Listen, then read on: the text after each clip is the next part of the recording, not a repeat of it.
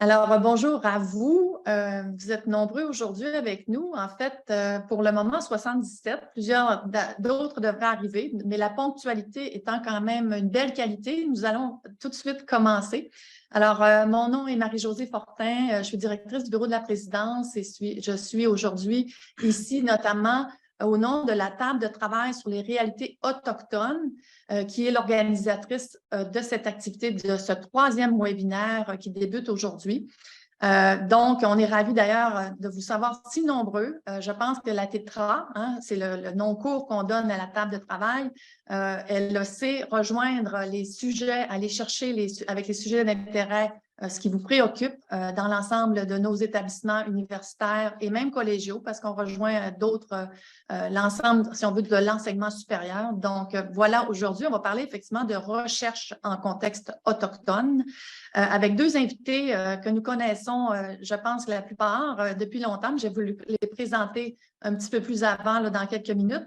Peut-être juste rappeler d'abord la table de travail, effectivement, qu'est-ce que c'est pour ceux qui n'ont pas eu la chance d'assister encore à nos deux précédents webinaires. Alors, la table a été mise en place déjà en 2017, ça fait quelques années.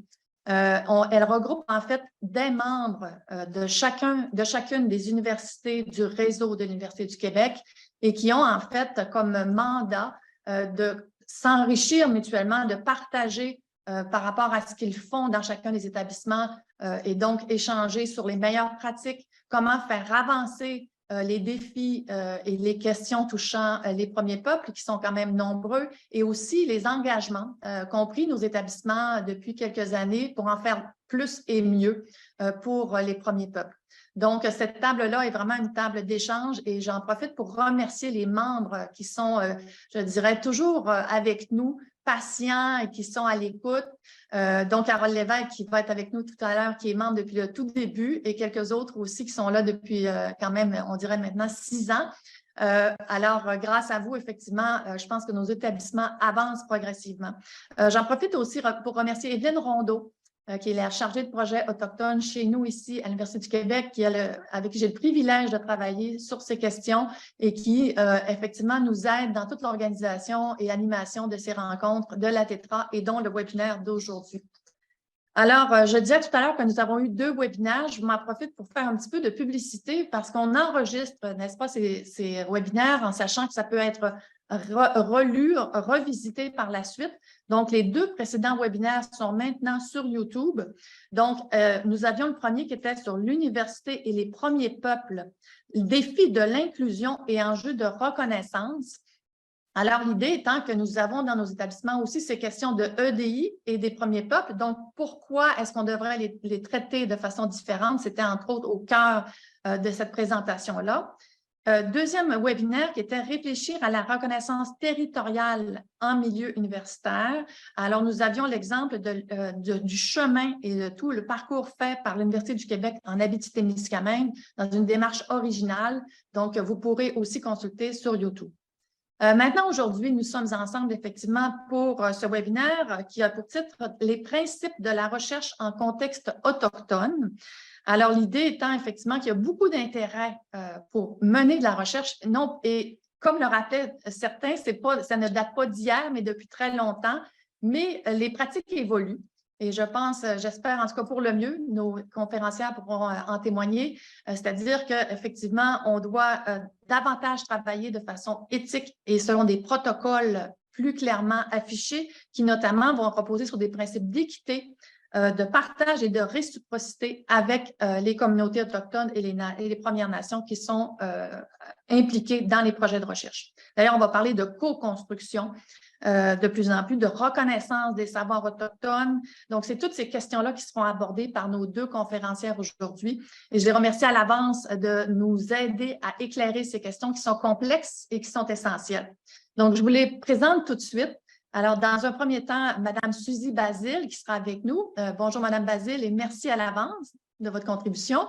Madame Basile, elle est à l'UQAT, Université du Québec, en Abitibi-Témiscamingue depuis longtemps, en fait, on se disait tout à l'heure, mais en poste comme professeure depuis 2016. Elle est originaire de la communauté Atikamekw de Wemotassi. Alors, excusez mon lapsus ici. Elle est professeure donc à l'École d'études autochtones, qui est quand même une école unique au Québec, n'est-ce pas, et dont on est très fiers d'avoir dans le réseau de l'Université du Québec. Elle est titulaire depuis 2020 de la chaire de recherche du Canada sur les enjeux relatifs aux femmes autochtones. Elle est aussi directrice du laboratoire de recherche sur les enjeux relatifs aux femmes autochtones.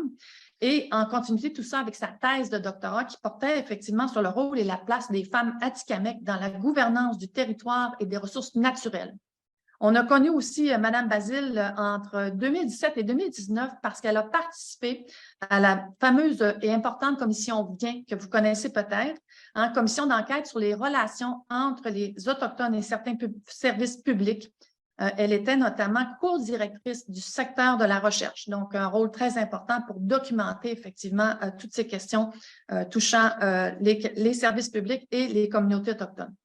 Donc, depuis 20 ans maintenant, la professeure Basile est impliquée dans le processus de développement du protocole de recherche de l'Assemblée des Premières Nations du Québec et du Labrador.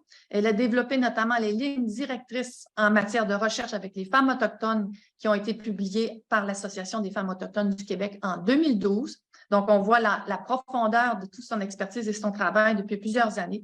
Et elle a publié et co-dirigé divers ouvrages, et notamment la 3e édition d'une boîte à outils qui est disponible en ligne des principes de la recherche en contexte autochtone, éthique, respect, équité, réciprocité, collaboration et culture, qui en est à sa 3e édition en 2021. Alors, c'était pour notre première conférencière qui prendra la parole. Déjà, vous voyez un peu l'ampleur, je pense, des expertises que nous avons avec nous. Carole Lévesque, que plusieurs connaissent déjà, elle a participé à nos précédents webinaires aussi. Madame Lévesque, anthropologue de formation et professeure titulaire à l'Institut national de la recherche scientifique, l'INRS. Donc, Mme Lévesque travaille en étroite collaboration avec les communautés, organisations et instances autochtones du Québec depuis 50 ans et elle-même se plaît à le dire. Donc, je pense que c'est une qualité, effectivement, dans ce cas-ci, la longue durée. Elle a expérimenté et mis au point plusieurs formules de recherche partagées et de co-construction des connaissances avec les Premières Nations et les Inuits du Québec. Elle a réalisé de nombreuses enquêtes de terrain au sein des communautés territoriales et aussi en milieu urbain, qu'il ne faut pas oublier. Elle nous rappelle d'ailleurs à l'occasion fréquemment, 50% de la population autochtone habite dans nos grandes villes, donc effectivement à ne pas négliger. Un autre point peut-être à souligner, en 2001, elle a cofondé en fait le réseau de recherche et de connaissances relatives aux peuples autochtones, le réseau Dialogue, et qui s'est mérité un prix en 2021 par le CRSH sur le prix Impact Connexion, qui est un prix national. Donc, on est très fiers aussi de savoir que c'est une innovation qui vient de notre réseau de l'Université du Québec. Alors, quelques consignes, je pense qu'elles vous ont déjà été affichées. Les caméras, les micros sont fermés pour permettre effectivement de s'assurer d'avoir un contexte paisible, si on veut, pour entendre nos deux conférencières. Pour interagir, il y a la zone de clavardage et on aura une période de discussion après les deux présentations.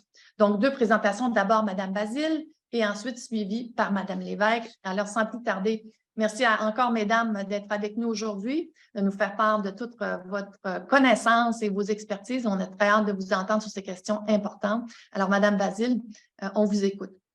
Oui, bonjour tout le monde. Oui, Kaskina. Comme il vient d'être mentionné, mon nom est Suzy Basile. Je suis bien heureuse d'être avec vous aujourd'hui pour parler d'un important sujet dans lequel moi et ma collègue aujourd'hui baignons au quotidien depuis un peu moins d'années dans mon cas, quand même. Donc oui, les principes de la recherche en contexte autochtone. Je vais juste élargir mon écran. Bon, soudainement, il ne veut pas. Voilà.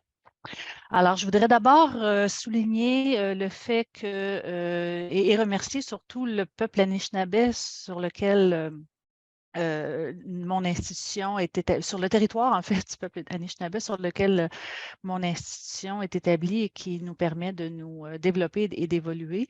Alors, Kichimegwech, au peuple Anishinaabe de la région de l'Abitibi-Témiscamingue. Alors, sans plus tarder, je vais juste faire un bref aperçu de voilà. du contexte général dans lequel la recherche en contexte autochtone s'est développée, c'est peut-être pas le bon terme, mais du moins a évolué dans les dernières années. Alors, ce qui est important de savoir au point de départ et aussi de comprendre pourquoi il est fortement suggéré de faire les choses autrement quand on s'investit dans une recherche ou des recherches en contexte autochtone. Alors, ce qu'il faut retenir, bien sûr, c'est que les peuples autochtones ont fait l'objet de nombreux écrits dans le passé sans leur implication directe. On fait référence notamment au récit des premiers explorateurs, oui, mais encore aussi aux différentes recherches, justement, et données et documents qui ont été rédigés sur les peuples autochtones et qui ont servi à l'établissement de lois de politique telles que la loi sur les Indiens, bien sûr, qui est toujours en vigueur aujourd'hui, mais également tous les programmes et les politiques qui vont suivre et qui vont encadrer ou gérer la vie des peuples autochtones. Donc, ces écrits-là ne sont pas anodins. Ils ont contribué grandement là, à d'abord une mécompréhension souvent, mais sinon aussi à l'établissement, comme je viens de le dire, de différents cadres qui nous régissent encore aujourd'hui. Les relations entre les peuples autochtones et les chercheurs ont été affectées gravement, dans certains cas, par des méthodes de recherche dites coloniales. Donc, on entend aujourd'hui beaucoup parler d'une recherche extractive et je vais y revenir dans un instant. Et cette relation-là, évidemment, demande à être transformée. Elle est en train de se transformer, heureusement. Il y a eu également dans le passé différents événements qui ont fait état de manquements éthiques graves.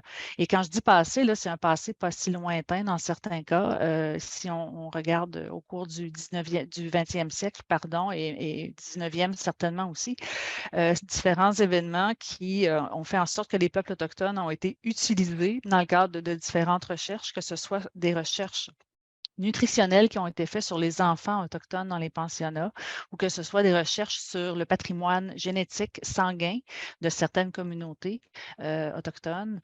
Et sinon, encore plus récemment, dans les années 60-70, des expériences dites scientifiques qui ont été faites sur des individus inuits dans certaines communautés où on greffait des morceaux de peau sur d'autres personnes pour voir les effets. Bon, juste pour vous dire qu'il y a eu une vaste panoplie d'événements de ce genre qui ont laissé des marques indélébiles, qui ont laissé derrière eux, évidemment, une méfiance envers les chercheurs, la recherche en général.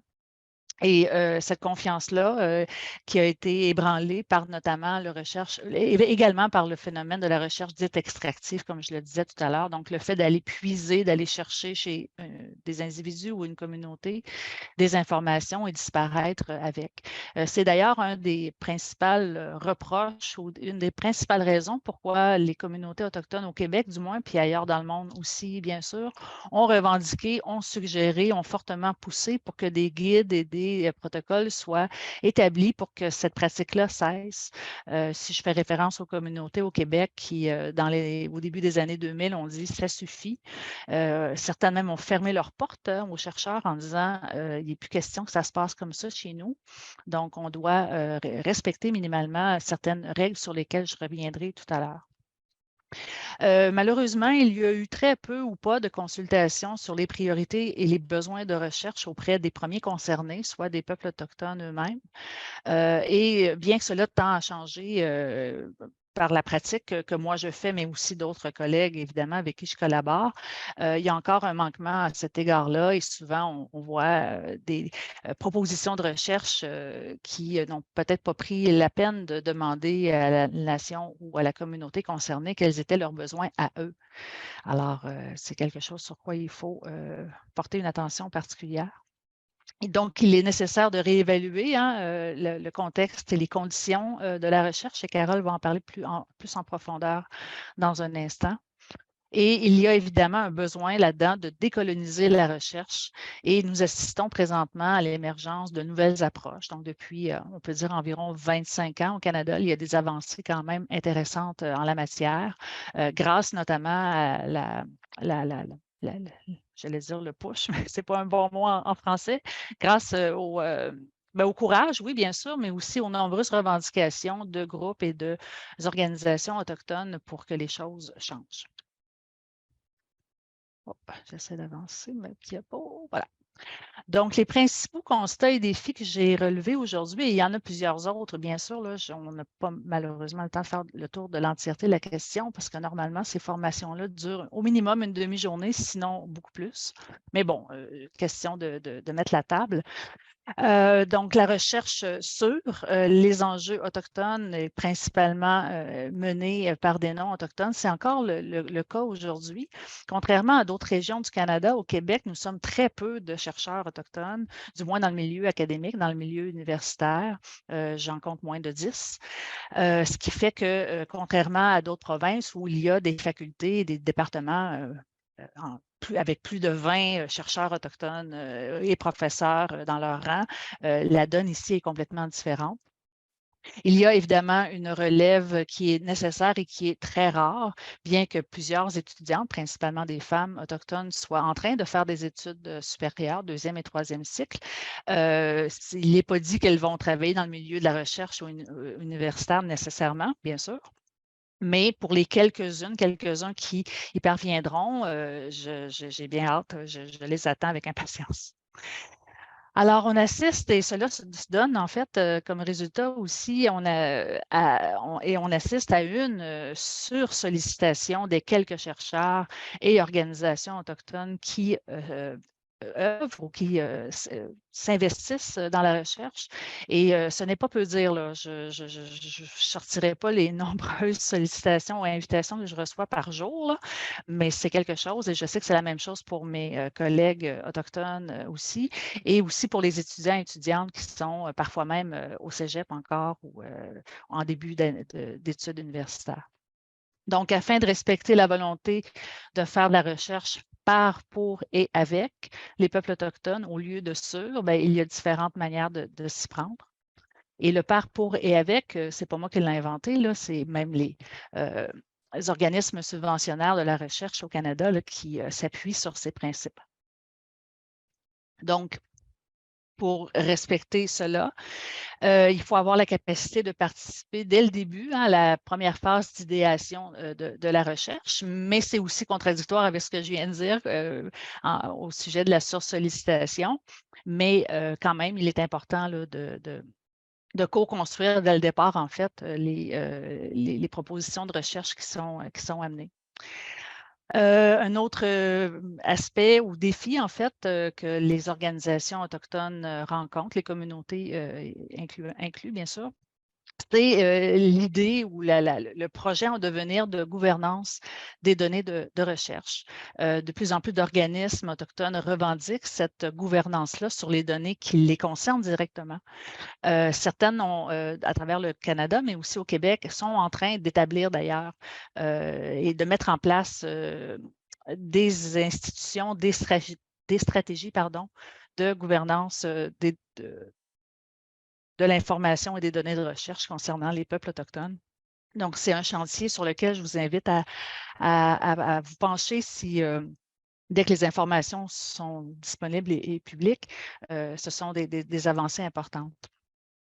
Également, la recherche collaborative que l'on veut toutes mettre de l'avant fait en sorte qu'il y a une pression supplémentaire qui est faite sur les communautés ou les organismes autochtones qui souvent n'ont pas nécessairement toutes les ressources humaines, financières, temporelles, etc. pour s'y investir, mais malgré tout, il faut, comme je le disais en début de diapositive, débuter avec une collaboration réelle et sincère. Et finalement, pour toutes ces raisons, et il y en a plusieurs autres aussi dans lesquelles je ne m'investis pas aujourd'hui, mais les peuples autochtones ont proposé des protocoles et des lignes directrices de différentes manières. Excusez, j'essaie d'avancer. Voilà. Alors, quelques outils qui ont été mentionnés d'ailleurs lors de la présentation en début de séminaire. Un de ceux-ci est parmi d'autres, le protocole de recherche des Premières Nations au Québec et au Labrador, dont la deuxième version a été publié en 2014 en anglais et en français. Est disponible en ligne, bien sûr. Vous pouvez voir à l'écran les liens. Mais je voulais attirer votre attention sur l'image du centre, qui est en fait une carte conceptuelle qui accompagne le protocole et dans lequel on a repris les principes, les grands principes en fait de recherche qui devraient sous-tendre la recherche au Canada, partout, avec les premiers peuples. Et nous avons, comme vous pouvez voir, placé dans des pastilles ces différents principes et nous avons également mis à contribution un élément de la culture matérielle très important chez différents peuples autochtones, dont ici les Abénaquis et les Mi'kmaq. Vous voyez que c'est un panier, en fait, le fond d'un panier de frêne qui est en construction. Et si le fond du panier n'est pas bien fait, n'est pas assez solide, évidemment, le panier risque pas de tenir la route. C'est la même chose pour le développement d'un projet de recherche. En fait, il faut établir les bonnes bases, en fait, et partir du bon pied. Donc, c'est un peu la manière de l'illustrer ici. Et à droite de l'écran, vous voyez également un guide d'accompagnement qui a été élaboré pour les communautés autochtones Premières Nations au Québec pour bien comprendre le protocole, comment s'en servir et le mettre en œuvre. Ici, un deuxième outil, et ça aussi a été mentionné en début de rencontre, ce sont les lignes directrices en matière de recherche avec les femmes autochtones, publiées par Femmes autochtones du Québec en 2012, auxquelles j'ai contribué. Ça émane en fait d'un exercice d'examen doctoral que j'ai eu à faire dans le cadre de mes études, et c'est devenu des lignes directrices par la suite, qui proposent rien de bien secret, là, qui propose une douzaine d'étapes et de principes de recherche avec une attention particulière que l'on doit porter au savoir des femmes autochtones dans ce cas-ci. Et présentement, ces lignes directrices sont en révision. Nous espérons arriver à l'automne prochain au courant de l'hiver avec une nouvelle mouture des lignes directrices dont le fondement demeure le même, mais nous voulons y ajouter justement des exemples de bonnes pratiques, des recherches et des projets de recherche qui ont été élaborés s'appuyant sur ces lignes directrices-là pour démontrer que ça peut être pertinent si on décide de s'y investir. Alors voilà, évidemment, tout cela est disponible en ligne. Je n'ai malheureusement pas mis le lien. Je m'excuse, il était dans mon autre diapositive, mais il n'a pas suivi ici. Mais si vous tapez en ligne le titre, vous allez bien sûr tomber dessus. Finalement, et là, comme je vous le dis, il y a plusieurs autres outils, mais je voulais aussi m'arrêter un instant sur l'important quand même énoncé de politique des 3 conseils, qui est un peu l'expression, j'allais dire la Bible, mais ce n'est pas tout à fait ça que je voulais dire, mais le guide principal, si vous voulez, de la conduite de la recherche au Canada. Les 3 instituts de recherche du Canada s'appuient sur cet énoncé-là pour mettre en œuvre le financement de la recherche notamment, mais aussi les grandes politiques, les programmes, etc. Dans cet énoncé, il y a un important chapitre qui s'appelle le chapitre 9, recherche impliquant les Premières Nations, Inuits et les Métis au Canada, qui a été introduit dans la version de 2010, donc 12 ans maintenant, de l'énoncé de politique qui vient tout juste d'être révisé. Comme vous pouvez voir, le document date de 2022, mais le chapitre 9 fera l'objet d'un exercice certain de révision très prochainement. Donc, il sera important à ce moment-ci d'améliorer les choses par rapport à ce chapitre dont Carole va vous reparler, je crois bien, dans un instant aussi. Et ce qui est important de savoir de ce chapitre, notamment, c'est qu'il propose et il suggère fortement aux chercheurs de mettre en œuvre les protocoles et les guides et les lignes directrices locales. Donc, les 2 documents dont je viens de vous parler, les 2 outils, sont également, ont comme fondement, en fait, l'énoncé de politique. Donc, on ne s'éloigne pas des bonnes pratiques de recherche au Canada dans ce cas-ci. Et nous invitons même les chercheurs, évidemment, à respecter ce qui est déjà inclus dans cet énoncé. Et on verra pour la nouvelle mouture du volet premier peuple de l'énoncé dans les prochains temps. Je n'ai pas d'informations supplémentaires pour l'instant à ce sujet. Finalement, je termine avec une mention aussi de la boîte à outils des principes de recherche en contexte autochtone, dans lequel je vous invite à la visiter en ligne parce qu'il y a trop là, de matériel pour faire le tour aujourd'hui, mais vous allez y retrouver des initiatives existantes et émergentes, des protocoles et initiatives existants, mais à travers le monde. On est allé jusqu'en Australie, en Nouvelle-Zélande, en Scandinavie, en Amérique du Sud pour rassembler ce qui était disponible public comme protocole et ligne directrice. Donc, c'est ça. Vous pouvez les consulter, bien sûr. Évidemment, des textes aussi sur les enjeux éthiques de recherche, articles et contributions. Et récemment, dans la dernière version de 2021, nous avons ajouté une série d'entrevues avec des chercheurs qui ont des pratiques collaboratives et de co-construction de la recherche avec les peuples autochtones au Québec, ainsi que les retombées écrites, donc des articles émanant du 4e séminaire sur l'éthique de la recherche avec les peuples autochtones qui a été tenu à l'UQAT, donc à Val-d'Or en 2018. Et le dernier séminaire a eu lieu en novembre dernier, mais là, la publication n'est évidemment pas disponible encore. Nous travaillons là-dessus. Donc, des exemples concrets de pratiques collaboratives. Évidemment, il y en a quand même plusieurs à m'apporter, entre guillemets, mais je voulais quand même vous en illustrer quelques-uns par des exemples concrets, comme je viens de le dire.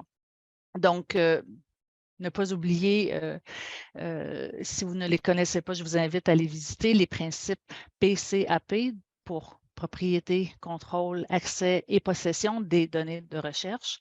Ce sont des principes qui ont été proposés par des peuples autochtones, par des organismes autochtones et méritent d'être mis en œuvre au mieux à 100%. Il y a également d'autres principes qui ont été proposés par d'autres institutions et d'autres pays. Les PCAP ne sont pas les seuls, mais c'est juste pour vous démontrer qu'il y a eu quand même des réflexions importantes sur ces sujets-là avant et qu'il faut s'en inspirer. On parle de co-construction des outils de collecte de données. Dans mon cas, je vais y revenir à ma dernière diapositive. J'ai un exemple concret à vous démontrer. L'importante étape de la validation des résultats de recherche, c'est une autre critique, un autre point qui a été largement soulevé par les peuples autochtones qui ont été au cœur des propositions de guides et de protocoles dont je parlais tout à l'heure, une étape fort importante que dans mon cas, j'exige à tous les plans, mais qui n'est pas nécessairement, ce qui n'est pas nécessairement le cas dans différentes disciplines.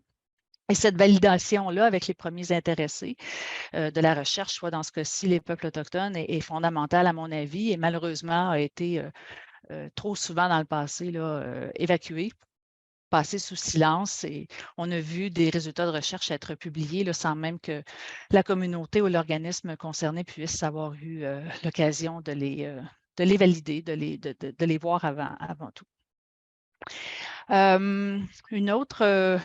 Un autre exemple, en fait, de pratique collaborative que l'on voit de plus en plus, qui est en train de faire son chemin, ce sont la participation des peuples autochtones aux comités d'éthique de la recherche de certaines universités. Ici, je ne peux pas passer sous silence le fait que l'UQAT a été la première université au Québec à créer un siège autochtone à son comité d'éthique. Et là, ce n'est pas qu'une personne autochtone qui vient siéger de temps à autre. Non, c'est enchâssé dans la politique du comité d'éthique de recherche.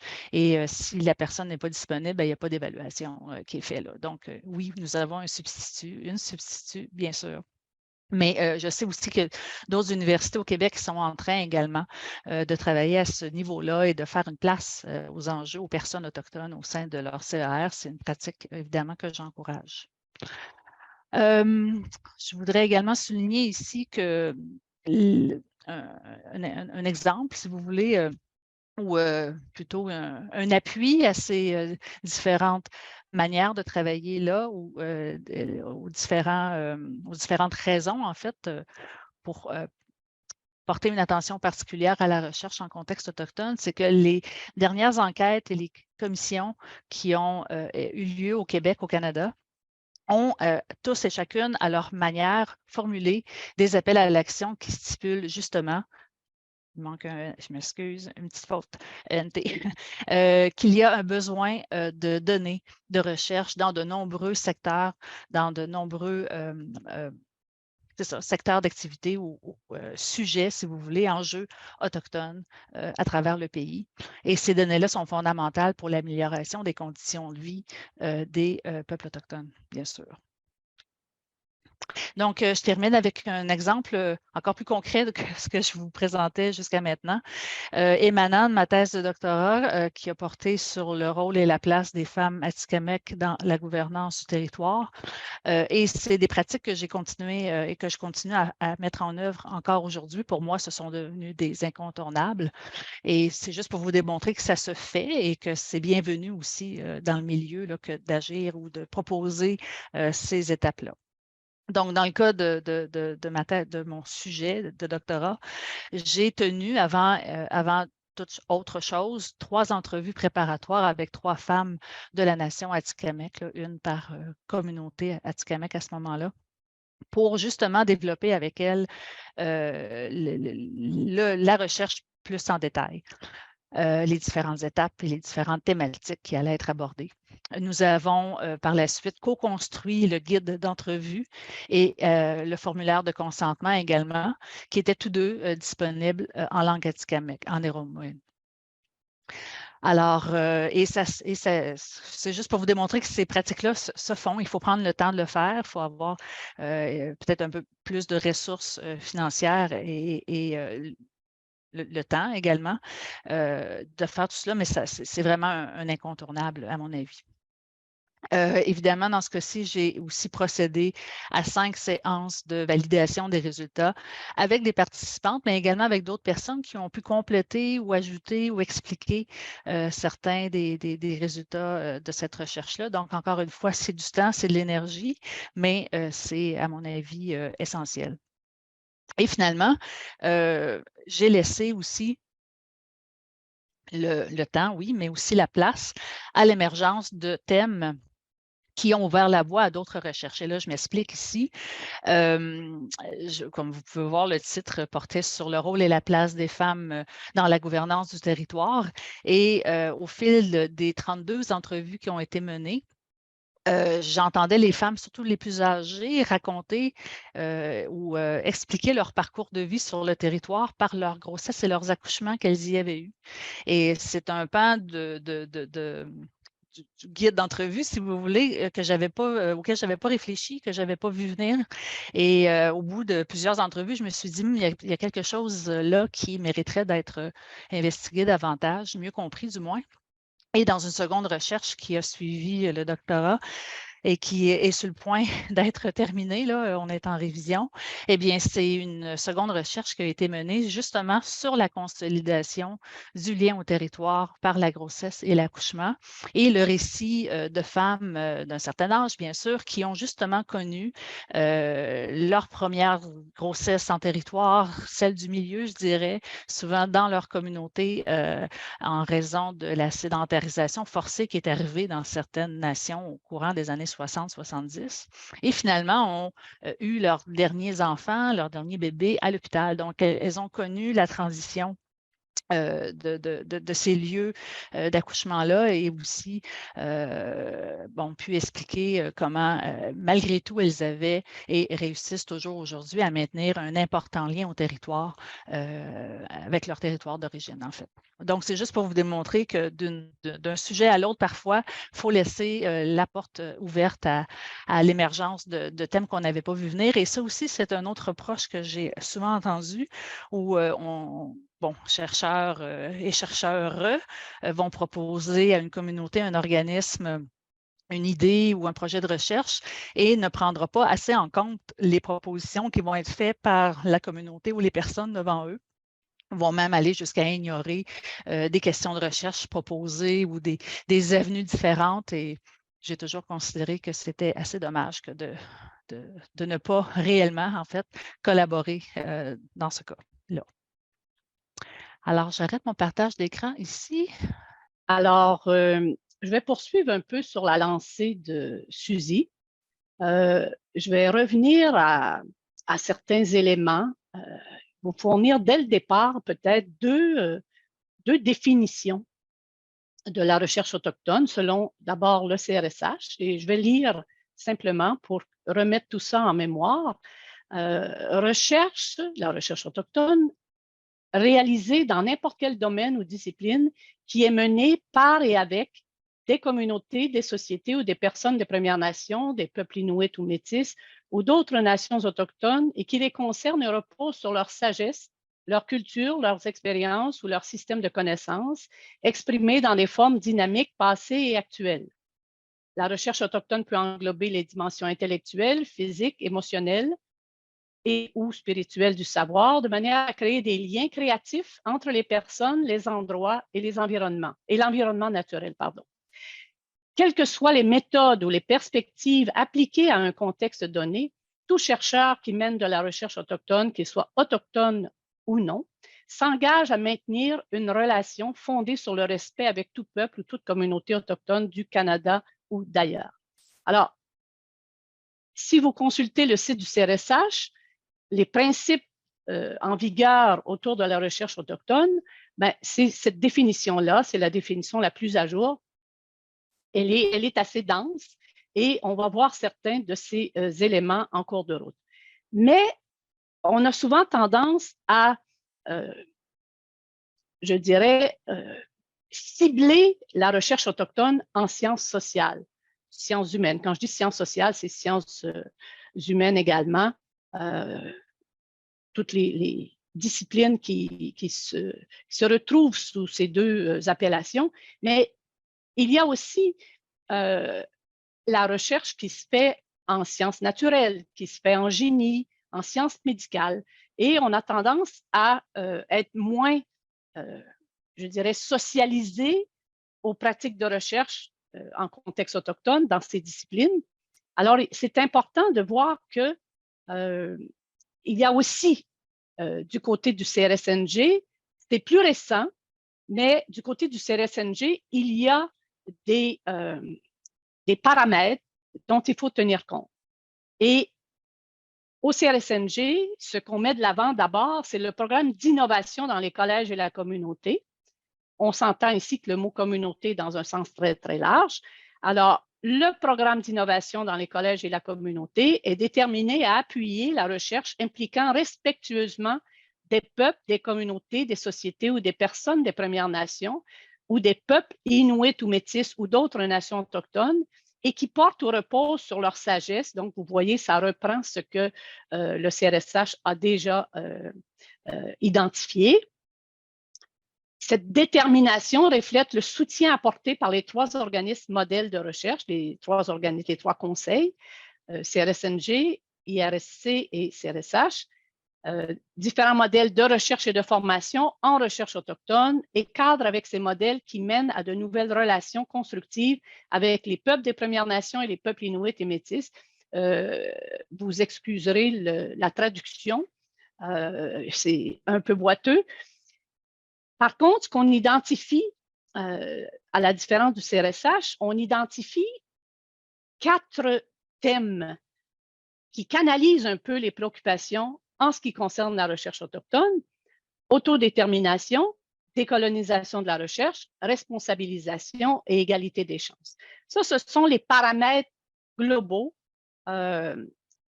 Et si, excusez-moi, mais si j'ai l'impression de regarder à côté, c'est que j'ai 2 écrans, donc c'est toujours le problème quand on a 2 écrans.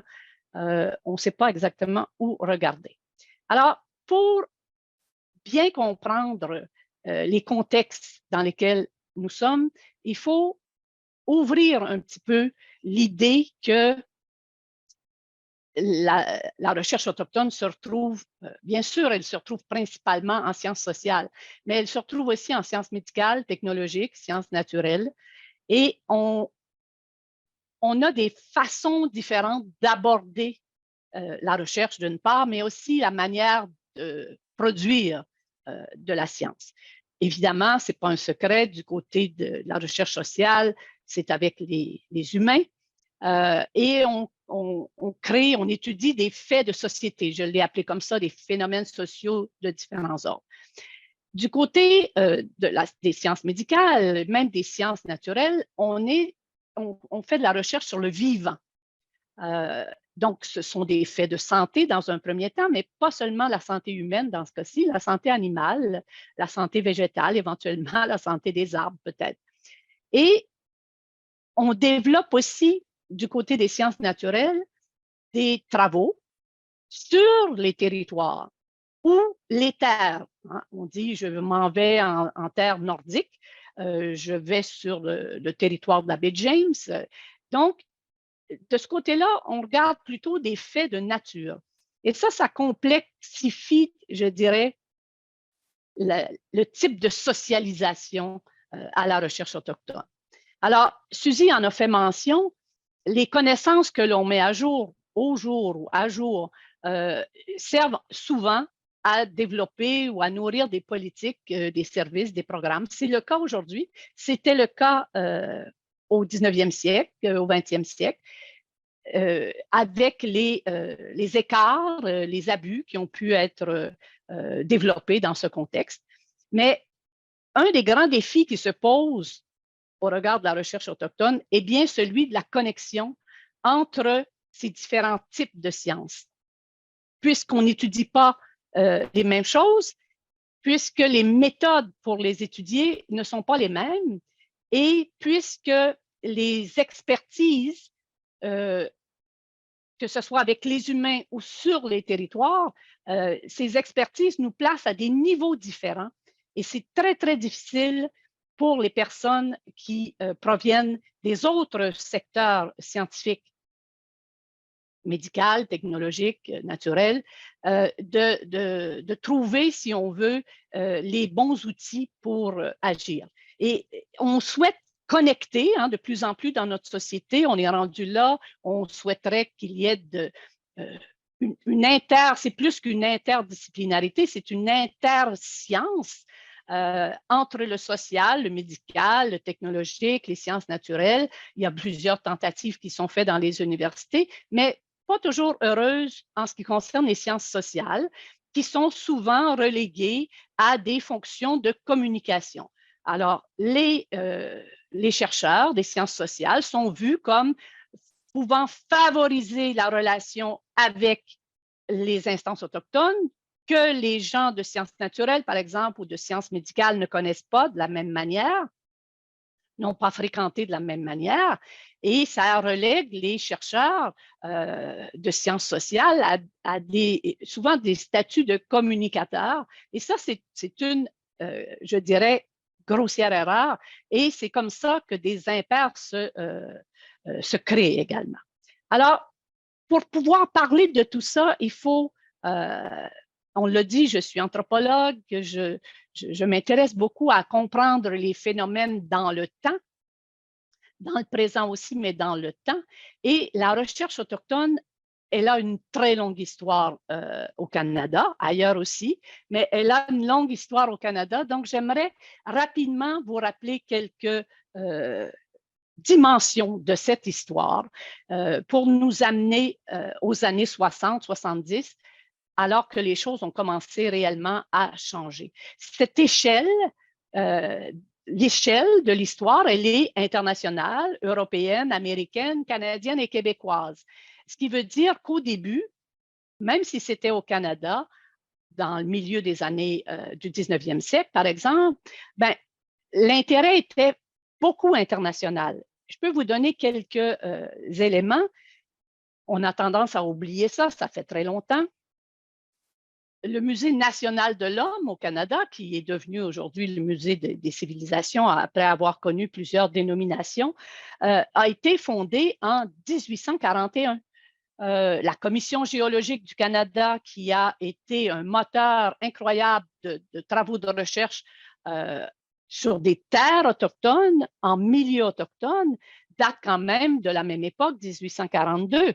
La première année polaire internationale, les gens des sciences naturelles connaissent beaucoup ce mécanisme. la première année polaire internationale a eu lieu au Canada en 1882-1883. Donc, ça fait longtemps qu'il y a des travaux de recherche. Il y a bien sûr des questions qu'il faut se poser concernant les finalités de ces recherches-là, mais il reste quand même que des liens ont été développés pour le meilleur et pour le pire, je dirais, à cette époque. Je vais faire un saut rapide au niveau institutionnel pour parler d'un des premiers centres au Québec, là, parce qu'on arrive au Québec. Il faut dire que les chercheurs québécois sur le Nord, autour du Nord, ou liés au milieu nordique, ont commencé au Québec, ont commencé des Québécois comme chercheurs, et je dis Québécois parce qu'au début, c'était exclusivement des hommes, dans les années 60. Auparavant, il y avait des chercheurs au Québec, mais qui provenaient du Canada anglais ou même des États-Unis. Donc, la première institution québécoise de recherche qui a eu quand même, et qui est toujours existante, le Centre d'études nordiques à l'Université Laval en 1961. J'ai fait un saut de plus de 100 ans. Mais c'est la première institution qui a ouvert, si on veut, les portes et qui a contribué avec le temps à changer, autant que c'était possible à l'époque, certaines façons de faire. Du côté des actrices, des acteurs, ben, il y a quelques figures dont il faut se rappeler le parcours, notamment quelqu'un comme Jacques Rousseau, l'ethnobotaniste qui a été un des premiers à faire du terrain en milieu autochtone, le fameux géographe Louis-Edmond Hamelin, qui est décédé il y a quelques années à peine, l'anthropologue Marc Ardellard Tremblay, bien sûr, Rémi Savard, anthropologue, Sylvie Vincent, José Maillot, Serge Bouchard, Paul Charret, anthropologue. Et ce n'est pas anodin si je répète anthropologue. C'est certain que l'anthropologie a joué, d'abord, est très ancienne comme science, d'une part. Deuxièmement, elle s'est investie il y a très longtemps. Elle est toujours là, mais proportionnellement, il y a beaucoup plus de chercheurs d'autres disciplines maintenant, et on va voir ça dans le cours de la présentation. Donc, il y a une histoire qui dépasse les acteurs, les personnes comme telles, pour toucher aussi les disciplines. Ce ne sont pas toutes les disciplines qui étaient mobilisées au 19e siècle. On parle, par exemple, de géomorphologie, de biologie animale, de géographie physique. Évidemment, l'anthropologie et l'archéologie ont fait partie de ce premier bloc de disciplines impliquées, avec une longue histoire et avec beaucoup de travaux qui étaient financés par des instances gouvernementales.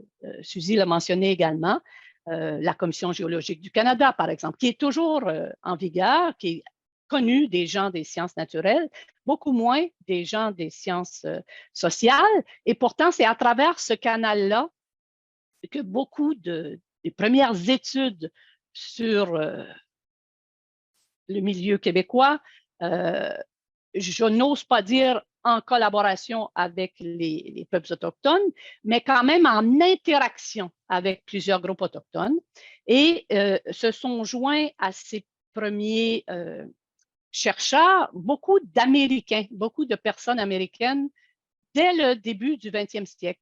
Donc, le gouvernement a joué un grand rôle au Canada, mais du côté des États-Unis, c'était plus les universités qui envoyaient des gens fascinés par le Nord. On est vraiment dans le Nord, là, qu'on appelle aujourd'hui au Québec le territoire de la baie James, le Moyen-Nord et le Nunavik. Donc, il y avait différents types de finalités dans ces travaux qui se faisaient, différentes méthodes de collecte d'informations, et on s'entend que les produits qui découlaient de ces travaux ne se rendaient pas en milieu autochtone par la suite, restaient pour nourrir la production scientifique. Ce que ça a apporté, ces informations-là, c'est bien, ça nous a montré à quel point Ça nous montre, en tout cas, c'était ça le souhait, à quel point on a développé des cloisonnements dans les champs d'études. Parce que c'est aussi dans cette histoire que l'on constate qu'il y a eu des écarts considérables entre les sciences naturelles, par exemple, les sciences sociales. Donc, je poursuis en faisant un saut jusqu'aux années 60-70. Pourquoi arriver à 60-70? D'abord, je l'ai souligné, c'est l'époque où les chercheurs québécois commencent à s'intéresser directement au milieu nordique. C'est le milieu nordique qui retient l'attention, les Inuits, les Cris, un peu les Naskapis, pour différentes raisons. L'interface de l'époque nous met face à une période, nous met face à une période de grand chambardement, je dirais, au Québec, notamment les années 60, c'est la commission Parent, le fameux rapport Parent. C'est l'époque d'une démocratisation des savoirs, donc un intérêt pour l'université dans un premier temps, mais un intérêt aussi pour la recherche. Les anthropologues, déjà à l'époque, vont développer des expertises de terrain. Et quand on parle de terrain, il ne s'agit pas de faire un petit tour, une journée dans tel endroit ou tel autre. Il s'agit de terrain qui, à l'époque, durait des années et qui amenait les personnes qui vivaient dans les communautés à l'époque à suivre les déplacements des groupes autochtones, majoritairement nomades, du moins au Moyen-Nord et au Grand Nord. Donc, il y avait des interactions. Est-ce que c'était de la collaboration? On pourrait dire que oui, dans certains cas, puisque notamment les anthropologues développaient des relations avec beaucoup de personnes qu'on appelait des informateurs dans les communautés pour tenter de comprendre les modes de fonctionnement de l'intérieur. Alors, contrairement aux études qui se faisaient sur les territoires environnants, les anthropologues cherchaient à comprendre même à l'époque, ce qu'on appelle aujourd'hui les systèmes de savoir autochtones. Donc, il y a quand même 60 ans et plus que ces travaux-là se font et se sont faits, se font et se poursuivront sans doute. Mais dès les années 60, les instances autochtones se sont impliquées dans certains travaux de recherche.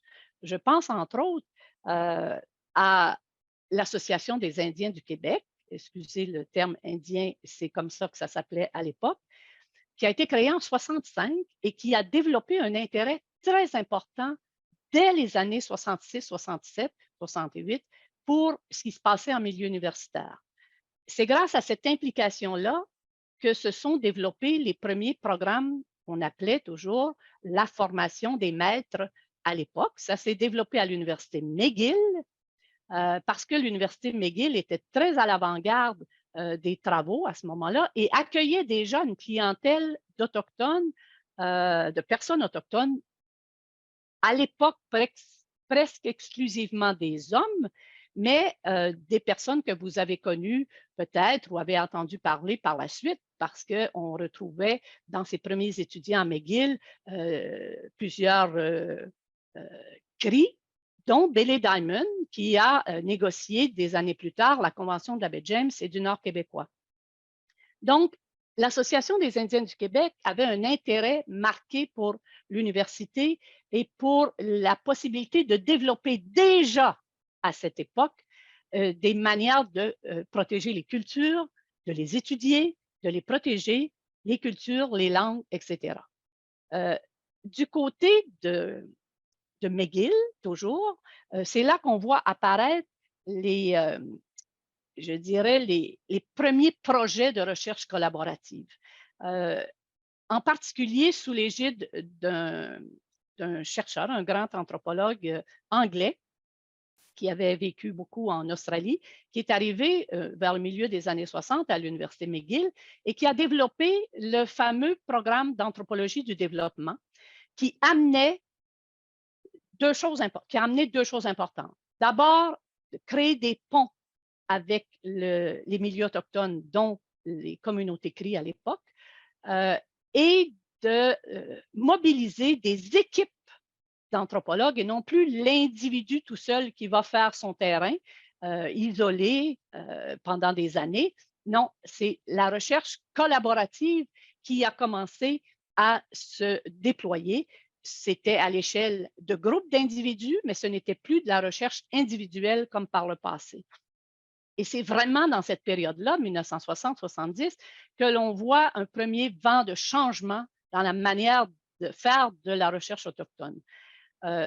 Les années 70, c'est aussi la décennie de l'implantation du projet hydroélectrique de la baie James qui a mobilisé également beaucoup de chercheurs à l'Université McGill, puisqu'il y avait déjà des précédents, mais aussi à l'Université Laval, à Québec, pour du travail en collaboration avec les instances autochtones et du travail collaboratif, parce que déjà à ce moment-là, il y a des choses qui changeaient. La principale différence quand on arrive aux années 80-90, c'est bien de faire en sorte que la recherche s'est institutionnalisée. Je parle toujours de la recherche autochtone, bien sûr.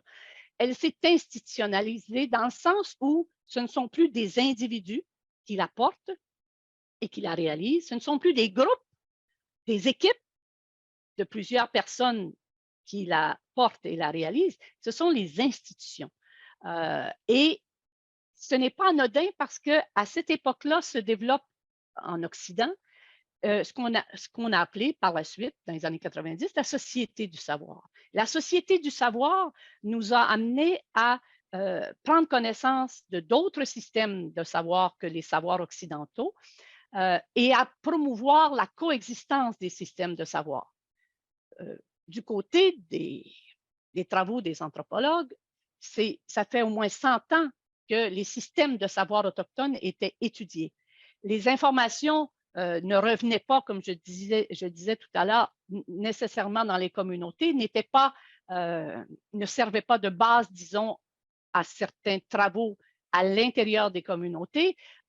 Certaines stratégies, c'était pas encore le cas à l'époque, mais la question des savoirs a été abordée par ce canal qu'on appelait l'ethnoscience.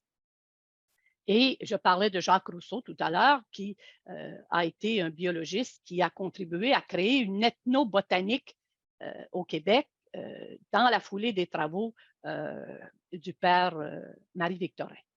Donc, dans les années 80-90, il y a déjà une mouvance dans la recherche au Québec de manière générale. Et il y a évidemment les événements d'Oka en 90 qui vont mobiliser beaucoup de gens et qui vont aussi amener peut-être une première compréhension, sensibilisation des Québécois, des Québécoises aux réalités autochtones. C'est une sensibilisation qui a fait des vagues, mais c'est aussi à cette époque-là que l'intérêt pour développer des travaux de recherche avec les Autochtones a commencé à se faire jour. La Commission royale sur les peuples autochtones qui a été implantée tout de suite après les événements d'Oka a modifié les choses également puisque pendant 5 ans, on a fait le tour du Canada pour mieux comprendre les enjeux, les réalités du monde autochtone et par le fait même, le type de travaux qui étaient faits par le passé et qu'on souhaitait faire à partir de ce moment-là. C'est l'époque aussi où, en milieu universitaire de manière générale, on souhaite que, et ça c'est une retombée de la société du savoir, on souhaite créer un rapprochement entre l'université et la société. Donc, il y a plus de gens qui sont intéressés aux études autochtones, disons, à l'époque, sans nécessairement être déjà dans cette mouvance de créer des liens, des relations. On est encore, dans bien des cas, aux travaux à la pièce, liés à des individus en particulier. Les années 90, c'est aussi une montée en puissance de l'intérêt pour les savoirs écologiques. On appelle savoir autochtone maintenant, mais savoir écologique parce que c'est l'époque où se met en place la Convention sur la diversité biologique à travers le monde, en fait, et au Canada en particulier, à partir de 92. Et pour la première fois en 92, dans un des articles de la Convention de la diversité biologique, on reconnaît l'existence des savoirs traditionnels, on les appelle comme ça, et l'importance de les protéger. Donc, ça fait, en fait, ça fait 25 ans, plus que ça, mon Dieu, ça fait 40 ans, 92, 35 ans, je ne sais plus compter, que la préoccupation pour la protection et la prise en considération des savoirs écologiques traditionnels est déjà inscrite dans certaines lois ou conventions ou outils gouvernementaux. Les organismes subventionnaires commencent à être plus actifs au niveau de la recherche et on commence aussi à parler en général au Québec de la recherche comme d'une politique publique. On veut non seulement faire en sorte que les travaux de recherche répondent à certains besoins sociétaux, je devrais dire, mais on souhaite aussi mieux structurer la recherche. Et ça prend ces années-là, ça prend toutes ces années-là pour arriver aux politiques sur la science, la technologie que l'on connaît aujourd'hui. Donc, on peut voir qu'en 80-90, c'est un deuxième vent de changement qui se met en marche avec plus de gens qui s'intéressent aux réalités autochtones, mais en même temps, des changements majeurs au niveau des organismes subventionnaires. Par exemple, à la fin des années 90, le CRSH, le Conseil de recherche en sciences humaines du Canada, crée les ARUC, les Alliances de recherche université-communauté. Ça découle directement des nouvelles orientations d'une société du savoir en émergence et en application. Mais ces ARUC, Alliances de recherche université-communauté, ben, après 3 ans d'existence, au début des années 2000, on s'est aperçu que 75% des ARUC qui avaient été octroyés dans les 4 années précédentes mettaient en relation des chercheurs avec des instances autochtones. Et cela a été étudié et c'est avéré que le mode de fonctionnement en réseau, le mode d'interaction basé sur une collaboration du début à la fin des projets, encore comme Suzy le soulignait tout à l'heure, rencontrait énormément d'intérêt en milieu autochtone. Donc, ça fait 20 ans, 25 ans que déjà des efforts ont été faits pour que les organismes subventionnaires puissent mieux soutenir la recherche autochtone. C'est ce qui a donné suite dans les premières décennies des années 2000 à une première définition de la recherche autochtone du côté du CRSH. C'est venu plus tard du côté du CRSNG. Donc, on est dans un deuxième vent de changement et on arrive à la troisième période, qui est la période actuelle, où là, on souhaite développer, et pas seulement en contexte autochtone, mais particulièrement en milieu autochtone, des pratiques de recherche ancrées, engagées, c'est-à-dire non pas des pratiques de recherche qui sont entièrement définies en milieu universitaire, mais qui permettent de prendre en considération des enjeux ou des priorités qui sont formulées ailleurs qu'en milieu universitaire. On a en 2007 la Déclaration des Nations unies sur les droits des peuples autochtones, j'aurai un des articles que je vous présenterai tout à l'heure, qui exprime très clairement l'importance, je dirais, la nécessité de protéger non seulement les savoirs, mais de permettre leur expression en respectant les modes de vie, les compréhensions du monde, les visions de la société, du monde environnant que peuvent partager les peuples autochtones. On a vu en 2015, c'était commencé vers 2007, 2008, je crois, le rapport de la Commission de vérité et réconciliation qui a amené ces nouveaux appels à l'action pour mobiliser le milieu universitaire, le milieu de l'enseignement. On a eu, Suzy l'a mentionné, l'énoncé de politique des 3 conseils. La commission vient, plus récent, qui a déposé plus récente, qui a déposé son rapport en 2019. Et c'est là qu'on voit aussi, à cette époque, l'entrée de nouvelles disciplines. Du côté des... toujours les disciplines premières dont je vous parlais tout à l'heure, géographie, biologie, anthropologie, qui restent, qui sont toujours là, mais avec des variantes. Hein, on n'est pas aux mêmes endroits aujourd'hui en anthropologie qu'on était il y a 100 ans ou 50 ans. L'archéologie. Dans les années 80, on avait vu apparaître la linguistique, l'histoire, le droit, la science politique, la géographie culturelle.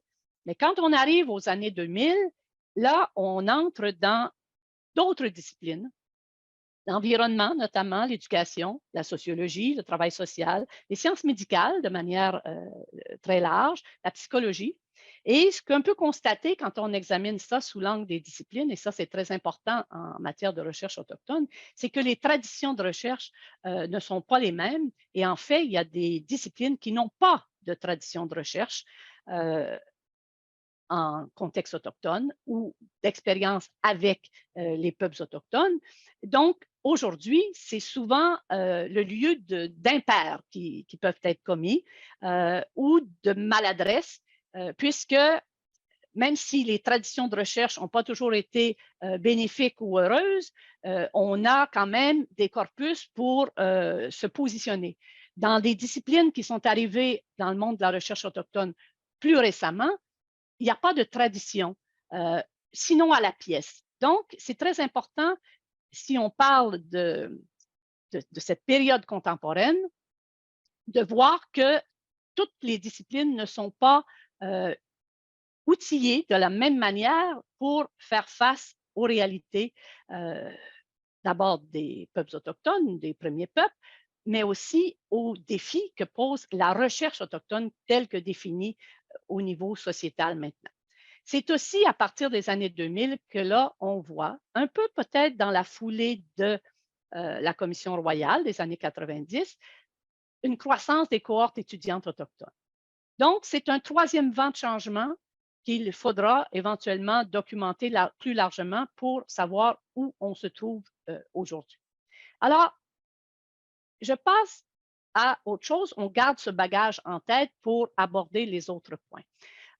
Peut-être avez-vous trouvé que c'était trop long, mais en même temps, si on n'a pas ce bagage, cette histoire courte ou longue, on a parfois du mal à comprendre des décisions qui sont prises aujourd'hui, des choix qui sont pris par les instances autochtones et par les instances du milieu universitaire.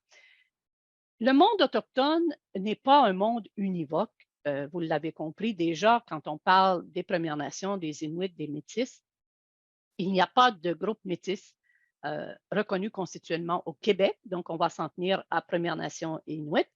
Et déjà en 82, lors de la signature, si on veut, de la loi constitutionnelle, les groupes autochtones, Premières Nations, Inuit métis, parce que là, c'est une loi qui concerne l'ensemble du Canada. Il y a des groupes métis reconnus constitutionnellement à l'ouest du Québec, principalement au Manitoba, en Saskatchewan, en Alberta. On inscrit dans la Constitution l'identité des groupes autochtones et c'est ce qui fait que parmi, par exemple, les protocoles d'équité, diversité, inclusion, les personnes autochtones bénéficient de protection collective et non pas simplement individuelle, ce qui fait qu'il faut tenir compte de ces modalités. Qui sont les Autochtones au Québec aujourd'hui? On l'a dit en entrée, 50%. En fait, depuis le recensement le dernier de 2021, 60% de la population autochtone au Québec, autochtones, Premières Nations, Inuit, je dis bien, résident dans les villes du Québec. Il y a 50 villes au Québec qui comptent une population autochtone significative. Donc, parfois, le vocabulaire qui est utilisé en recherche n'est pas complètement adéquat ou approprié parce qu'on parle toujours des communautés autochtones, mais il faut distinguer les communautés autochtones territoriales, les espaces qui sont des terres réservées, et les communautés autochtones urbaines aujourd'hui, qui fonctionnent différemment avec des modes de vie souvent avec quelques parentés parfois, mais souvent distincts. Il faut aussi, surtout, je reviens à ce que je disais au début, les sciences naturelles qui étudient les territoires. Hein, les gens, les biologistes ou les, je ne sais pas quelle autre discipline, les géomorphologues, disent, ben nous, on ne travaille pas avec les Autochtones, on travaille sur le territoire, mais ces territoires appartiennent ou sont réservés ou ont des statuts particuliers. Et c'est là que souvent les difficultés peuvent commencer. Il y a au Québec des régimes de terre qui concernent les peuples autochtones et qui ne sont pas non plus univoques. Vous ne pouvez pas simplement aller à certains endroits parce qu'il y a des terres réservées, parce qu'il y a eu des traités, notamment la Convention de la baie James et du Nord québécois, qui permet d'identifier des droits exclusifs de récolte faunique ou végétale aux populations autochtones. Donc, on ne peut pas simplement s'intéresser aux lacs, aux rivières, aux forêts, aux paysages, parce que, oui, nous, on étudie ça, mais ces lacs, ces rivières, ces forêts composent des éléments de l'environnement quotidien des personnes qui résident à proximité, qui ont développé une toponymie particulière sur le territoire, qui ont des liens extrêmement étroits avec ces lacs, ces rivières, ces forêts, ces paysages. Donc, la responsabilité des chercheurs en sciences naturelles, elle est aussi grande que la responsabilité des chercheurs en sciences sociales. Et les chercheurs en sciences naturelles doivent absolument tenir compte de ces paramètres-là. Les personnes autochtones ne résident pas partout sur le territoire, mais utilisent, fréquentent, célèbrent le territoire partout. Donc, c'est très, très important, et on le verra dans la formation des étudiants tout à l'heure, c'est très important de tenir compte de ce monde autochtone. Ça ne se limite pas à des personnes qui composent une population. C'est aussi des territoires, c'est aussi des patrimoines, c'est aussi des héritages, certains plus malheureux que d'autres. C'est des groupes qui ont fait l'objet de pratiques coloniales, ça vous le savez. Donc, on est dans quelque chose qui est beaucoup plus vaste qu'une collection d'individus. Ce que ça a amené aussi, les différents changements avec la Commission royale, l'implication des instances autochtones dans la recherche, comme l'a démontré Suzy, c'est que tranquillement, on a fait valoir la parole des femmes. Les femmes composent quand même à peu près la moitié de la population de manière générale et les chercheurs masculins du 19e, du 20e siècle accordaient très, très peu d'importance à la parole des femmes et grâce aux travaux de personnes comme Suzy qui ont pu mettre au jour les liens que les femmes entretenaient avec le territoire et non seulement les chasseurs comme tels, ben, ça, c'est très important à prendre en considération aujourd'hui. L'intersectionnalité existe aussi en milieu autochtone et il faut tenir compte de ces approches. L'urbanité, je le disais à l'instant, avec une proportion considérable de personnes en milieu autochtone, en milieu urbain, qui résident en milieu urbain, mais aussi qui fréquentent les milieux urbains pour des périodes assez longues, pour les études notamment. Les instances autochtones aujourd'hui sont très nombreuses. Vous savez, si je parle des instances autochtones, il y a des instances politiques, mais il y a des instances communautaires, il y a des groupes de femmes, il y a des groupes de jeunes, il y en a qui sont plus connus que d'autres, il y a des écoles autochtones au Québec, il y a des instances provinciales, régionales, locales. On peut considérer, si j'ajoute les initiatives locales et régionales là-dedans, qui sont souvent le fait de petits regroupements de personnes, on est à 2000 instances ou projets différents au Québec. Donc, on ne peut pas dire, ben, je ne peux pas rencontrer de personnes autochtones parce qu'il n'y a qu'une seule organisation. Non, non, c'est pas mal plus complexe que ça. Les instances autochtones ont développé également leur propre protocole, on l'a vu, mais aussi leur propre centre de recherche. Les Cris, les Inuits, les Naskapi ont développé des centres de recherche scientifique dans les années 70, 80, 90. C'est des centres qui existent toujours. Donc, ils ne sont pas simplement là pour développer des protocoles, mais bien pour faire valoir leurs propres priorités en recherche et pour réaliser leurs propres recherches. Donc, ça complexifie les choses, mais ça procure par contre des outils extrêmement significatifs pour mieux comprendre les phénomènes qui retiennent l'attention. Donc, on est dans ce paysage-là aujourd'hui, donc on n'a pas d'excuses de ne pas tenir compte de ces variables. Alors, l'écosystème de la recherche au Québec, parce que c'est un écosystème, une implication, un peu pour résumer là, les diapos précédentes, une implication dans la recherche de la part des instances autochtones, à la fois dans des projets portés par des universités, mais aussi dans leur propre centre de recherche ou activité de recherche.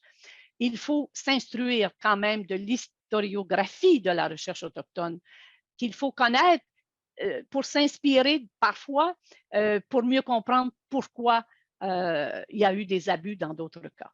Il y a ces protocoles et qui sont liés souvent, et on l'a vu encore avec Suzy, aux démarches de la production du savoir. Ce n'est pas simplement un projet, une idée de recherche avec des données qui vont donner des résultats. On est globalement, et ce n'est pas seulement dans le monde de la recherche autochtone, dans quelque chose de beaucoup plus raffiné et sophistiqué aujourd'hui. Et on doit aussi considérer que les personnes autochtones ne sont pas des objets de recherche, ce ne sont pas des variables qu'on additionne pour se donner une plus grande marge de comparaison. Ce sont des sujets connaissants, réflexifs, qui ont à cœur, eux aussi, protéger les connaissances et de parfois les approfondir en fonction de leurs priorités. Donc, ce qu'il faut retenir, c'est qu'il y a des collaborations très anciennes. Il y a des lieux d'application et d'action, c'est-à-dire, oui, à l'intérieur des communautés territoriales, mais aussi dans les villes et aussi sur les territoires. Il y a des abus qui masquent souvent les apports significatifs.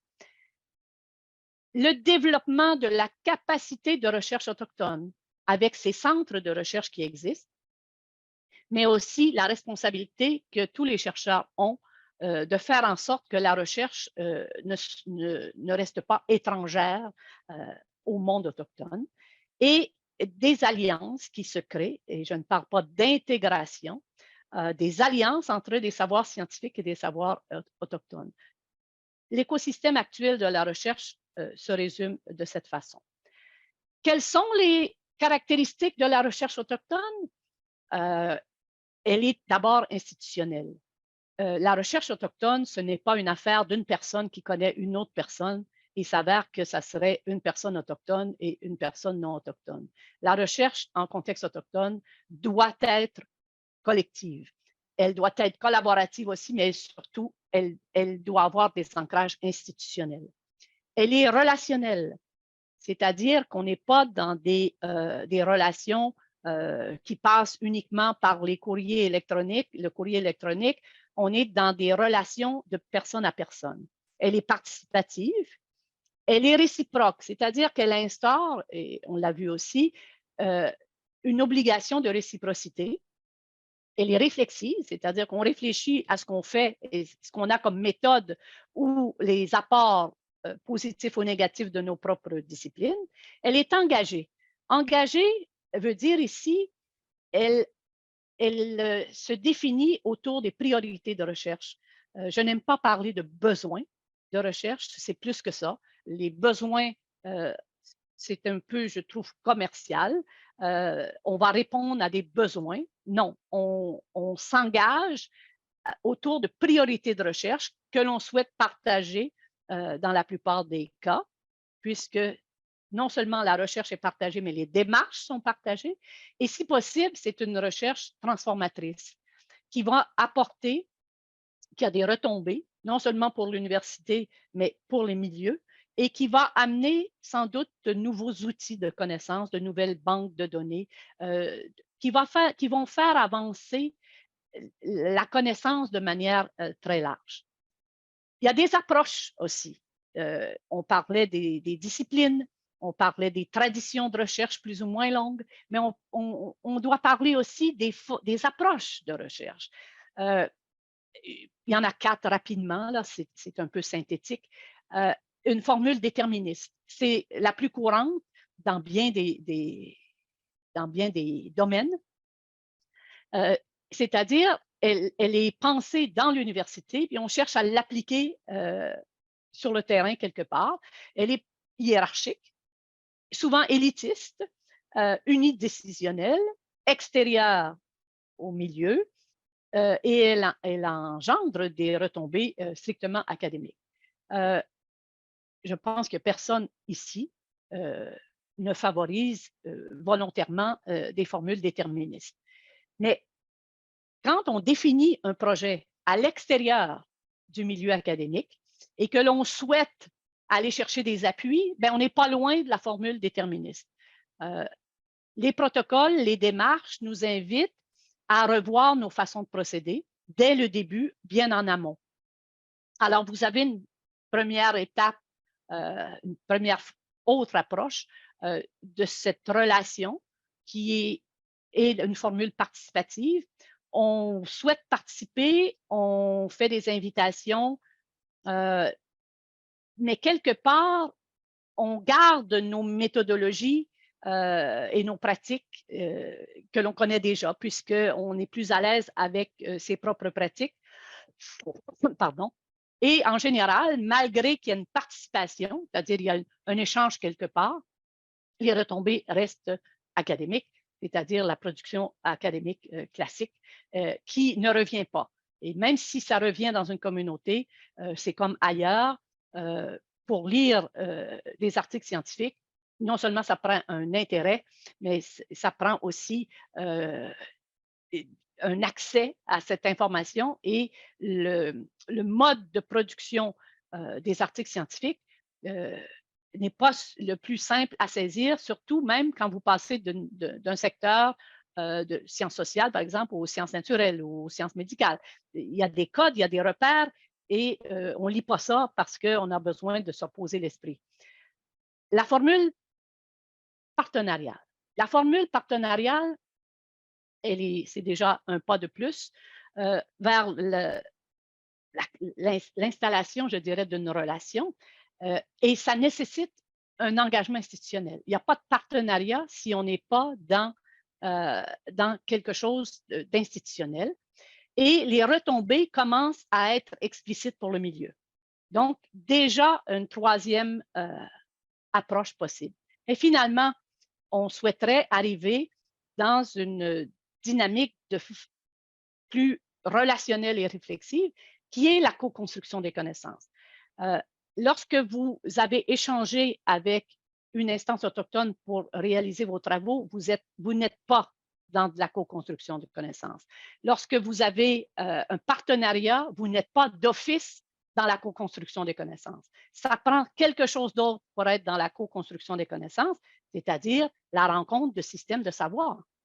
Si vous jasez avec quelqu'un d'une autre culture, votre travail n'est pas nécessairement co-construit, puisque la co-construction appelle des savoirs de différents ordres. La co-construction appelle aussi une implication, un engagement en termes d'apprentissage, de transmission, de validation. On l'a vu aussi avec les travaux de Suzy. C'est la démarche qui est complètement revue, revisitée à chaque étape. Et les retombées sont partagées et ça amène de nouveaux outils de connaissance. Il y a des défis. Je vois que le temps passe. Je vais probablement accélérer et peut-être pas faire le tour de toutes les autres diapos. Je ne suis rendue qu'à la moitié. Quels sont les défis actuels pour les universitaires? La recherche autochtone, qu'est-ce que ça nous dit? Bien, mettre en œuvre d'abord des pratiques essentiellement collectives. C'est fini le temps des pratiques individuelles. il faut s'instruire des réalités, des enjeux, des aspirations des populations autochtones. Un peu ce que je décrivais tout à l'heure avec une conscience et une sensibilité au monde autochtone lui-même aujourd'hui. Il faut se familiariser, surtout quand on vient des sciences naturelles, avec des milieux qui sont habités, investis, célébrés. Donc, les territoires, ce n'est pas neutre non plus. Comprendre que le monde autochtone n'est pas univoque et surtout comprendre que la connaissance n'est pas une, c'est-à-dire scientifique. Alors, il y a parfois des écueils parce que même si on souhaite s'inscrire dans une démarche de collaboration, bien, on a recours à des pratiques de recherche déterministes, comme je le soulignais, et souvent des approches méthodologiques stigmatisantes. Et on part du fait que les chercheurs apportent des réponses à des besoins des communautés, mais non, l'objectif est de créer une relation autour d'enjeux sociétaux partagés. On contribue de cette manière à transformer certaines conditions. Des défis pour les instances autochtones. D'abord, le fait que c'est tellement complexe, le monde de la science, qu'il faut parfois distinguer recherche universitaire versus des commandites, recherche publique versus recherche privée. Il faut prendre la mesure des domaines scientifiques. On parlait des traditions de recherche qui ne sont pas les mêmes dans tous les domaines. Il faut relier les faits sociaux et les faits naturels, les faits de santé, comme je l'expliquais au tout début, et se doter de stratégies d'action au regard de la connaissance, avec des exemples, est-ce que Marie-Josée, tu vas fermer le micro bientôt? Ça ne sera pas long, j'achève. Ça ne sera pas long, en fait, parce que c'est juste pour être certain qu'on ait le temps de prendre quelques questions, Carole. Puis à la limite, tu mets la table pour un prochain webinaire. Nous, on est prêts à continuer pour une prochaine séance. Mais est-ce que je dois comprendre que ça se termine à 13h30? Exact. Oui, puis on avait prévu une période de branchée 2 heures. Je me disais, on a... voilà. Bon, ça explique écoutez, tout. Je termine avec celle-ci et je fais le tour avec les étudiants et on va terminer. Donc, les instances autochtones, aussi soulignées, doivent naviguer à travers la sursollicitation exercée par les universités, les chercheurs, les étudiants de toutes disciplines. Et elles ont aussi le défi d'accroître leur propre capacité d'interface et de médiation avec les instances universitaires. Je vais terminer sur les défis que pose la recherche autochtone pour les étudiants. D'abord, les étudiants doivent apprendre, pas seulement dans leur domaine, mais doivent apprendre aussi des réalités autochtones et des enjeux que pose la recherche autochtone au monde universitaire. Ils doivent se rallier, bien sûr, à une institution, reconnaître la compétence de sa direction quand on est étudiant. Moi, je suis tout à fait contre, je l'ai souvent dit, à ces démarches que des étudiants font directement en communiquant avec des instances autochtones sans être accompagnés de leur directeur, de leur directrice. Cela ne devrait pas se faire parce que c'est le lieu parfait pour commettre des impairs et faire régresser le peu d'avancées que l'on peut avoir. Il faut aussi que les étudiants apprennent à distinguer, peut-être pas seulement les étudiants, un savoir d'une opinion. Ce n'est pas parce que vous parlez à quelqu'un que vous êtes automatiquement dans le champ des savoirs. Donc, reconnaître qu'un projet, peu importe le secteur concerné, est lié à une perspective de transformation de la science. Il faut donc s'affranchir du paternalisme, le paternalisme n'étant pas le propre de personnes âgées. Il faut s'instruire des particularités du monde autochtone, construire sa propre historicité et accroître sa socialisation au monde de la recherche. On entend bien ici recherche autochtone. Je termine ici, j'arrête le PowerPoint. Merci beaucoup. Merci. Merci, Carole. Donc, on comprend que tu es prête pour continuer une prochaine fois. J'ai fait la moitié. Oui, j'ai fait la moitié. Écoutez, d'abord, merci à vous deux, mesdames. C'était vraiment hyper riche, hyper motivant, structuré. Je pense qu'on a on est allé beaucoup plus loin qu'on le pensait. Peut-être que les gens, d'ailleurs, sont surpris où on est arrivé. Mais à mon avis, c'est essentiel, effectivement. Puis je pense d'apporter quelque chose qu'on ne retrouve pas dans d'autres webinaires. Donc, à cet égard-là, il y a certainement une richesse qu'il faut reconnaître et saluer. On a encore quand même 62 personnes avec nous. Donc, si on peut prendre encore quelques temps pour quelques questions s'il y en a. Je pense que déjà que tout le monde soit encore, il y a autant de monde avec nous, ça veut dire qu'il y avait effectivement un intérêt. Donc, si on souhaite poser des questions, on voit des merci pour le moment. Bref, je pense que vous avez vous nous avez montré effectivement que dans le temps, la question du champ d'études autochtone a évolué, mais qu'il y a encore du travail à faire, mais pour ça qu'il y a des outils qui sont là. Donc, effectivement, on n'est plus tant sur faire des travaux sûrs, mais faire bien travailler avec les premiers peuples, avec les peuples autochtones, et ça implique toute une posture autre. Je pense que vous avez bien souligné toutes les deux, dans des registres différents, mais complémentaires. Une très longue question. Est-ce que Oui. Je vous la lis. Alors, Oui. merci pour ces présentations très informatives. Il a été question des recherches menées sur les questions de ressources naturelles. Je suis heureux que cela ait été abordé. Il me semble qu'il y a un grand vide concernant ces recherches, un grand vide avec un éléphant de bonne taille tout de même présent.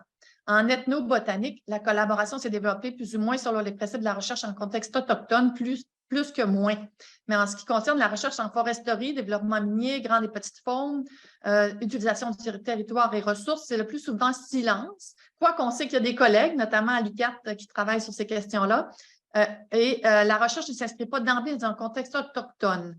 Donc, est-ce qu'il y a un appel à ce que les pratiques changent à ce niveau? Et si oui, notamment du fait qu'il y a des ministères qui gèrent ces usages, comment le financement de la recherche est aussi orienté? Si oui, comment? On vous pose, c'est quand même une grosse question. Donc, est-ce que, Mme Basile, vous souhaiteriez répondre dans un premier temps? Oui, je peux avancer une partie de réponse. Je sais que Carole en a très long à dire sur ce sujet-là aussi. Personnellement, j'ai fait un doctorat en sciences de l'environnement. J'ai atterri sur la planète des sciences naturelles après avoir séjourné sur la planète des sciences sociales. Donc, juste pour vous dire que je comprends tout à fait le fondement de la question. En sciences d'environnement, il n'y a pas d'être humain, hein. Nous sommes en haut de tout le reste du monde, je dirais, des écosystèmes, des plantes, des animaux, etc. Et nous sommes supposés gérer tout ça, ce qui est complètement l'inverse des philosophies autochtones en cette matière-là. Alors oui, les sciences naturelles auraient tout à fait avantage à s'intéresser davantage aux humains présents sur les territoires sur lesquels ils tirent leurs données de recherche, que ce soit dans une discipline ou dans une autre.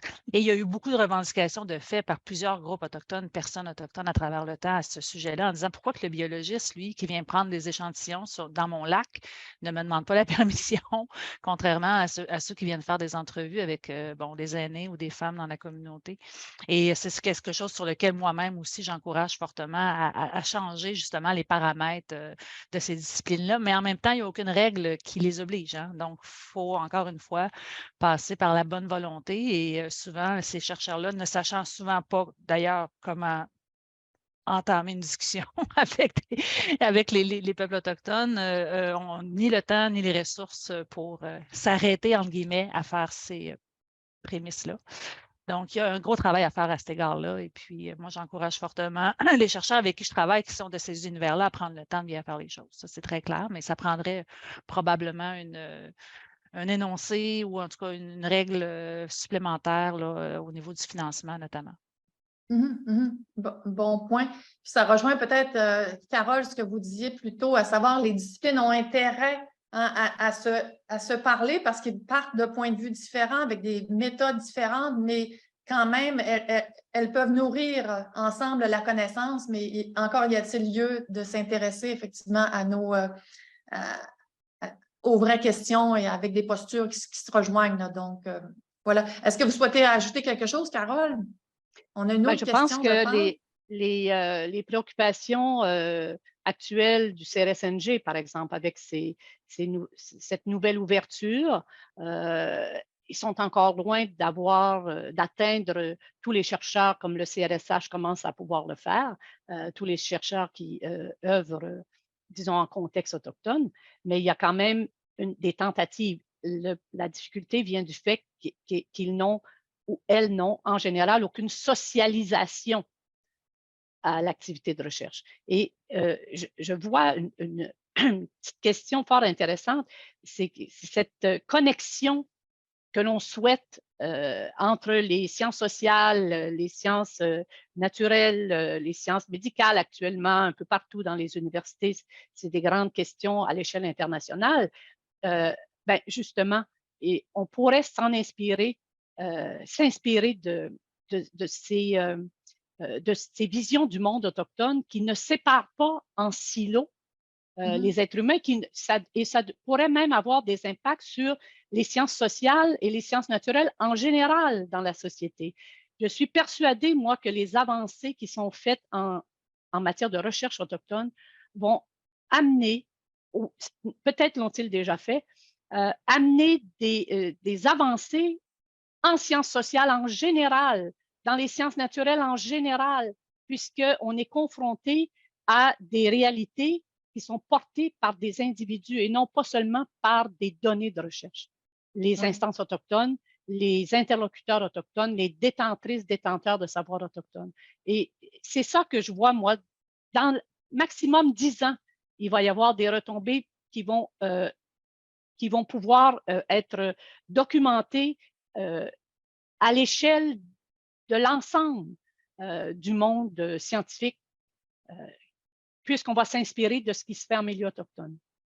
Merci. Bien, je pense qu'avec cette question-là, on vient d'ouvrir pour une prochaine séance, j'ai envie de dire quasiment, parce que l'interdisciplinarité, c'est un horizon qu'on a depuis quand même des décennies, je dirais, de façon générale dans les sciences, mais là, peut-être qu'on dit qu'il y a peut-être une voie, effectivement, avec toutes les questions des savoirs autochtones, donc peut-être qu'on pourra explorer ça prochainement.